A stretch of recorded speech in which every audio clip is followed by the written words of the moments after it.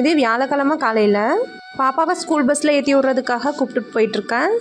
ஸ்கூலில் பஸ்ஸை ஏற்றி விட்டுட்டு வரப்பவே கொஞ்சம் வெஜிடபிள் ஃப்ரூட்ஸ் அப்புறம் கொஞ்சம் தக்காளி தேங்காய் அதெல்லாம் தேவையானது இருந்தது. ஸோ அதெல்லாம் வாங்கிட்டு வந்துட்டேன். இன்றைக்கி பாப்பா லஞ்ச் கொண்டு போகலை. ஏன் அப்படின்னா இன்றைக்கி ஆஃப் டேவோட பாப்பா வந்துடுவா. அவங்க ஸ்கூலில் இன்றைக்கி ஃபஸ்ட்டு படித்த ஸ்கூலில் இன்றைக்கி மார்க் ஷீட் தராங்க.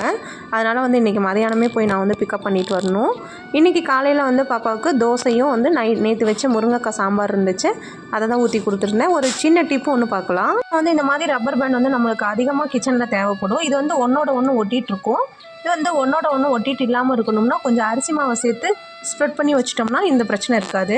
இன்றைக்கி புளியோதரை செய்கிறேன். புளியோதரை செய்கிறப்போ இந்த மாதிரி சீக்ரெட் பொடி ஒன்று சேர்த்து பாருங்கள். டேஸ்ட் வைஸ் சூப்பராக இருக்கும். ஒரு ஸ்பூன் மல்லி, சீரகம், மிளகு, வெந்தயம், கருவேப்பிலை, வரமிளகா எல்லாத்தையும் நல்லா வறுத்துட்டு ஒரு பொடி பண்ணி வச்சுக்கோங்க. நம்ம எப்பவும் போல் புளி ரசத்தை போட்டு கிண்டிட்டு கடைசியாக பொடியை சேர்த்து கிளறணும்னா